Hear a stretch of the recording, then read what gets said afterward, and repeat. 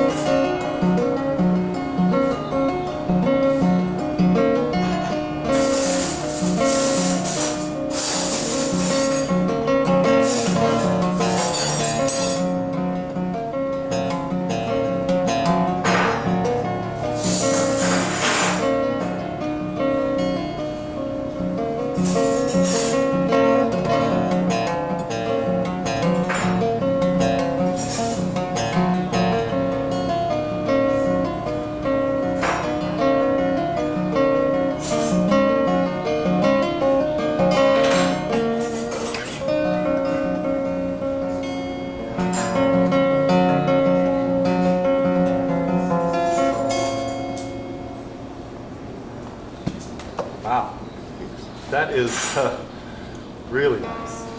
Yeah.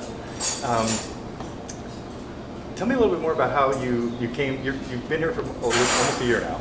Yeah, I came here to do stainless steel pipe welding at the Big Iron Biodiesel project. Okay. Out at Shipman, and came for 7 weeks, and then the job ran long, and so I just kind of quit welding about a couple of weeks ago. Oh, okay. But I've been doing about 70 hours a week, so there was no time to get out and play until just really recently. And I came in here a few times with friends for breakfast at Kaliko, and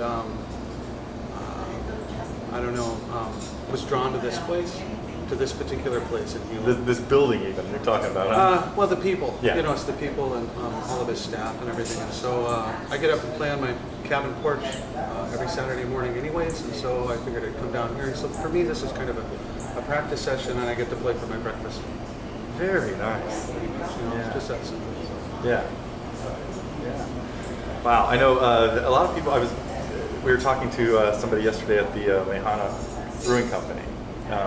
And he had worked with Rebecca earlier, and so he came here from Kentucky just kind of like on a visit, and ended up it couldn't leave. Richard? Yeah. James. Yeah, yeah. But it seems like a common thread among a lot of people that have relocated to Hilo. It's like sometimes it just grabs you, and it's one of those things where, you know, if somebody says, "Oh, I want to retire in the sun and the, you know, and the surf or something," you don't want to come here. You know, it's like there's something a lot deeper and much more spiritual and tugging about Hilo that is unbelievable, I think. Yeah, crazy story. Okay. Looked for places to rent. Didn't know where. I wanted to be in town. I'm riding a scooter around, you know, ride it back and forth to Shipman. And talking about being drawn to the island and running into the right people.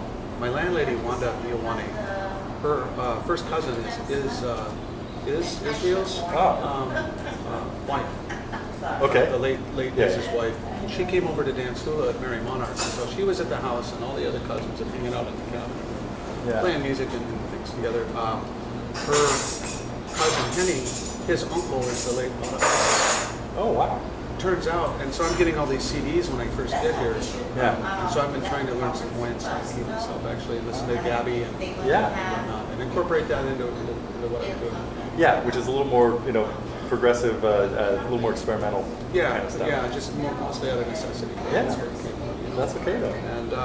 And then I wander into here, play, and then Kaliko starts talking to me, telling me he's Kaliko Beamer-Trapp. Yeah. So I've heard of Kaliko Beamer, or you know what I mean. And so, and then I come down for my first kind of gig this morning, really, and run into you.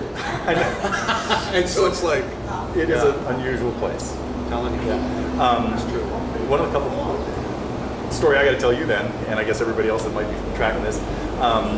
When I was talking to Rebecca last week about things we might do with a little bit of time here, I said, one day I either want to go up to the Lake Waiau, top of Mauna Kea, or out to the Green Sand Beach, or out to the Waipio Valley. We want to have like one big day adventure where we go out, you know, do something far. And she says, oh, you know what? I have a cousin. This is my daughter telling me, oh, I have a cousin that lives in Waipio. I said, Rebecca, I know your cousins. I mean, I know who they are. What do you mean you have a cousin that lives in Waipio? And she said, well, there was this girl in my class who, a friend of my cousin from California, who I do know, was coming out to dance at Mary Monarch last year. And Rebecca had told a friend from her class that she had a cousin coming from California to dance at Mary Monarch. And the girl said, oh, so do I. I have a cousin coming from California. We'll have to get together when well, needless to say, it was the same girl. And so we tracked it down and it varied far ways back to the Kalau family, I think, which is somebody that married my father-in-law's cousin. Anyway, so yeah, but yes, so it was quite a story when Rebecca said, yeah, we have cousins in Waipio. Okay, we have to go visit them, I guess then. That's what happens out here. So, well, I think I'm running out of batteries there, but would you like to play another tune or anything else you'd like to talk about before we wrap this up? If we can get through the silverware noise and the backing up of trucks. Okay, I don't want to put you on the spot. No problem. Here's a piece. Okay. Jim's front porch. quit my welding job, grew my hair out, and got a busking amp. And for about 7 or 8 years, I was a street performer in Portland for a living. Yeah. And I went out like an addiction, man. Like not just prime times, but like I'd go out 8 hours a day till my amp died, pretty much. And then I'd go play gigs at night, got into house sound, and run it open mics. And that's where a lot of these people on here came from. Oh my God. And that's pretty much the bulk of the working musicians in Portland over the last 10 years that I've been, festivals and things like that. You have to know John Dimmick, do you? Classical guitar from in Portland. He's more involved in that side. He lives up the valley between Portland and Washington. He lives on the Washington side. I may have met him. I'm not sure. Columbia River Gorge, I guess, right? Oh, White Salmon. Out of White Salmon. Maybe not that far. Up towards there, yeah. Yeah. Could be. Right. I mean, you know, it turns into a jumble. Yeah. Honestly, for a while. But we got Jim Brumper, who used to tour with Box Set, kind of semi-retired in Portland, built Mississippi Studios in Portland. Oh. Great music venue. Saw me playing on Hawthorne and had the proverbial threw the note in my guitar case, said I'll record you for free if I can put my name on it. So I got my first CD that way. Nice. So I had something to sell on the streets. Yeah. It was great. So as I was waiting for him to get there to record me, I started writing this tune and then went down and recorded it. It's called Jim's Front Porch. Okay.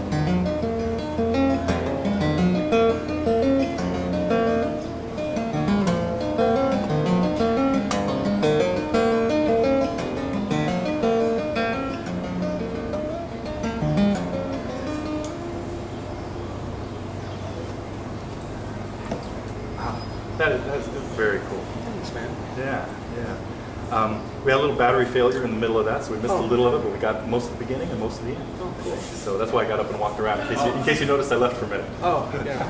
But, John, what is your last name? Self. Self? That's it. Yeah, John Self. I carved it in here because my last guitar got stolen. Got it. Thought it might get easier. Okay. And is there a way people could get that CD? No. I thought so. I figured I better ask anyway because people are going to ask me, and I want to say, yeah. No. Anything we could do to help out with that? You know. Are there any more copies around?